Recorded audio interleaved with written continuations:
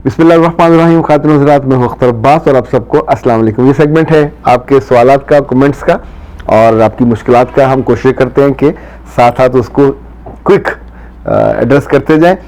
शानूर कहती हैं कि जो लड़का मोहब्बत करे और लड़की भी राज़ी हो और घर वाले भी राज़ी हो जाएं और फिर रिश्ता तय हो जाए, पर एक हफ्ते के बाद लड़की की माँ आके ये कहे कि जोड़ नहीं है।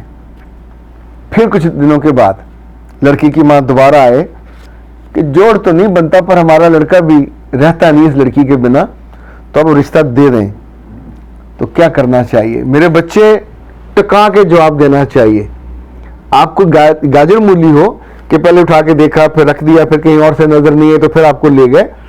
अपनी डिग्निटी, अपनी इज्जत, अपनी रिस्पेक्ट पे कभी, अगर आप डिग्रेड होके जाना चाहोगे, फिल इन दी ब्लैंक्स बन के जाना चाहो, तो कैसा लगेगा? मुझे याद है बहुत साल पहले मैंने एक फैसला किया कि अगर मुझे कभी किसी ने ये कहा कि उस वक्त मैं अपनी बिल्कुल अर्ली एज में था, इट वाज 90, करियर का आपका आगाज जैसे होता है, कि अगर मुझे किसी ने ये कहा कि हमने बुलाया तो फलां को था, बड़ी पर्सनैलिटी है, तो वो तो आए नहीं है, तो मेहरबानी करें, हमारे पास और मेहमान नहीं है तो आप आ जाएं।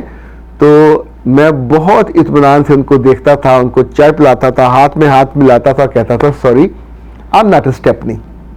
अच्छा, उन्हें पहली दफा ये बात समझ नहीं आती थी। फिर मैं कहता था देखें, गाड़ी के 4 टायर है वो चल रहे, एक पंक्चर हुआ तो आपने पीछे से निकाला, स्टेपनी लगाई, वो थोड़ा सफर तय किया, फिर निकाल के पीछे रख दिया। तो ये एक तर्ज जिंदगी है, लाइफस्टाइल है। मैं उस लाइफस्टाइल में फिट नहीं बैठता। आप किसी स्टेपनी को ही ढूंढिए। इनफैक्ट आप स्टेपनी बनना चाहो तो सारी उम्र स्टेपनी बन के रहोगे, और आप रेगुलर खुद रनर बनना चाहो तो वो बनोगे। तो आपको एक रेगुलर लवर के साथ एक महबूबा बन के जाना था, बीवी बनना था। अब वो मजबूरन लेके जाएंगे तो ये तो आपको ताने दे दे के मार देंगी, और किसी तौर पे भी ये आपकी ना इज्जत करेंगी। और मुझे जो डर है, क्योंकि बेटा तो बेटा बेटा ही होता है, पहले भी दब गया था, उन्होंने इनकार कर दिया था, फिर थोड़ा सा सर निकाला, तो जब आप वहां चले जाओगे तो फिर उसका जो थ्रेट है वो खत्म हो जाएगा। और उसके बाद फिर किसी रोज वो अपनी अम्मा की, ये जो होते हैं ना मामा बॉयज, ये बहुत तंग करते हैं, उनकी माएँ भी तंग करती हैं। जमीला न्याज कहती हैं thanks sir, Allah Karim blessed you always, you are a blessing. मेरे बच्चे बहुत शुक्रिया। मुर्शिद कहते हैं ग्रेट मेंटोर सर। बेटा बहुत शुक्रिया। ये मेंटोर कुछ अरसे में लफ्ज हमारे पास आया, अमेरिका वगैरह में तो इस्तेमाल पहले होता था। मेंटोर हम उसको कहते हैं जो हमारी जिंदगी को खुशी दे, रहनुमाई दे, हमसे उम्र में बड़ा हो, तजर्बे में बड़ा हो, इल्म में और फहम में बड़ा हो। वैसे हर एक का कोई पर्सनल मेंटोर जरूर होना चाहिए, जैसे हमारा पर्सनल तकिया और गद्दा होता है, उस पर सर रख के हम जब रात को सोते हैं तो बड़ी नींद आती है। कभी कभी आंखें भीगी हुई हो, दिल भरा हुआ हो, और हम किसी को बताना ना चाहें तो भी वो गद्दा ही हमारा मेंटोर होता है। वो हमारे आंसुओं को जज्ब कर लेता है और हमारे दिल का कथारसिस भी कर देता है। कॉपी पेस्ट कहते हैं हम दोनों बहुत खुश थे, हम एक दूसरे अच्छी तरह चाहते थे, जानते थे, फैमिली वाले इन्वॉल्व हुए, हम दोनों डिस्टर्ब हुए ज़हनी तौर पे, घर वालों के शरारतों को देखते हुए परेशान हुए। कल उसने मुझसे कह दिया तुम जब चाहो मैं ये रिश्ता ख़त्म कर दूं। जब तुम चाहो मैं रिश्ता खत्म कर दूं, क्या मतलब? रिश्ता मौजूद ही नहीं है। ये तो एक लमडोरी है जो इत्तफाकात के सहारे चल रही है। दोनों मुरव्वतन बंधे हुए हैं, no credibility, no stability, no, ये तो ट्रस्ट वर्दीनेस है ही नहीं है। जहां दूसरा बंदा आने वाले बरसों में ये इल्जाम ना लेना चाहे कि मुझ पे इल्जाम है, वो फिर कहता है फैसला तुम पे, तुम जब चाहो छोड़ दो, मैं तुम्हारे साथ हूं। शर्म नहीं आती? उसको मर्द बनना चाहिए, मर्द बन के जिम्मेदारी लेनी चाहिए, पहले रिश्ते में आना ही नहीं चाहिए था। रफिया नाज कहती है सर मेरी उम्र 30 साल है, मैं 50 साल के एक मर्द से शादी कर रही हूँ, मैं तलाक याफ्ता हूँ और उस मर्द के बच्चे भी हैं, जबकि सब उस शादी के खिलाफ हैं। क्या मुझे शादी करनी चाहिए? मेरे बच्चे फैसला करने की 2 वजूहत होती है, जिसको हम अंग्रेजी में डिसीजन मेकिंग कहते हैं।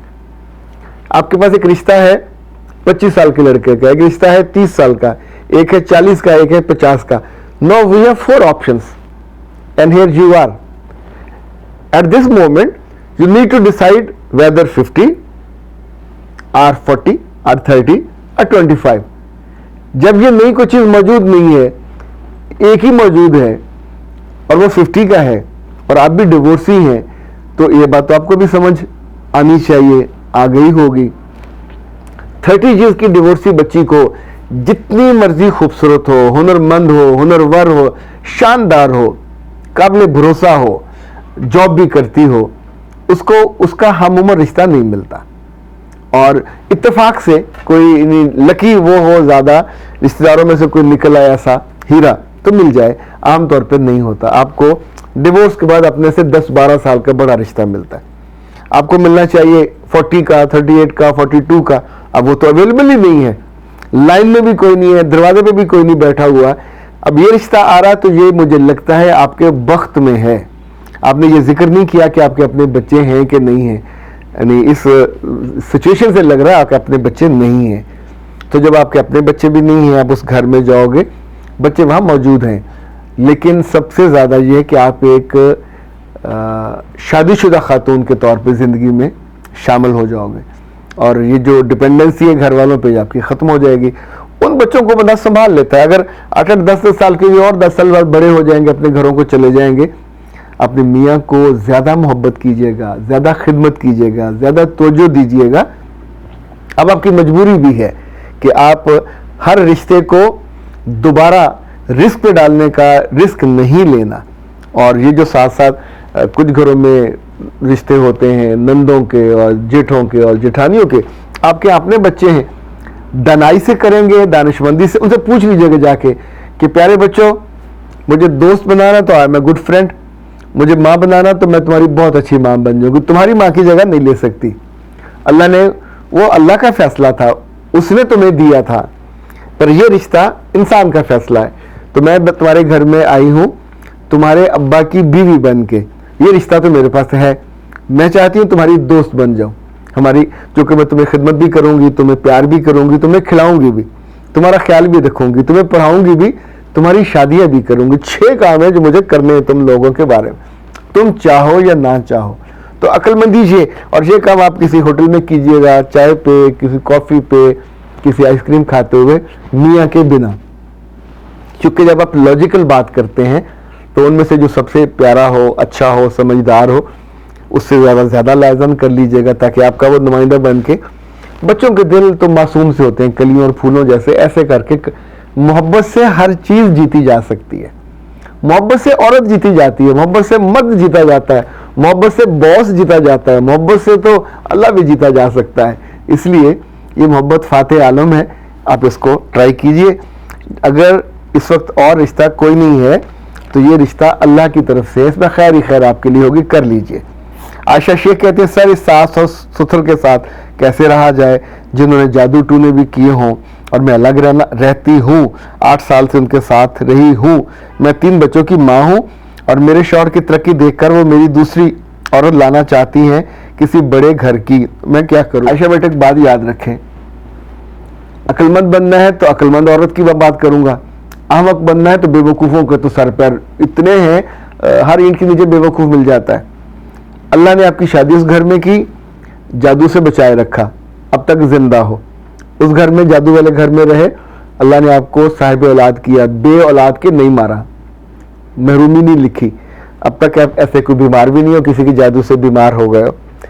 आपकी बीमारी आपके जहन में पैदा होगी और आपको मार देगी। मियाँ आपके पास है, बच्चे आपके पास हैं, इन पे वारी वारी जाइए, इनके साथ जिए।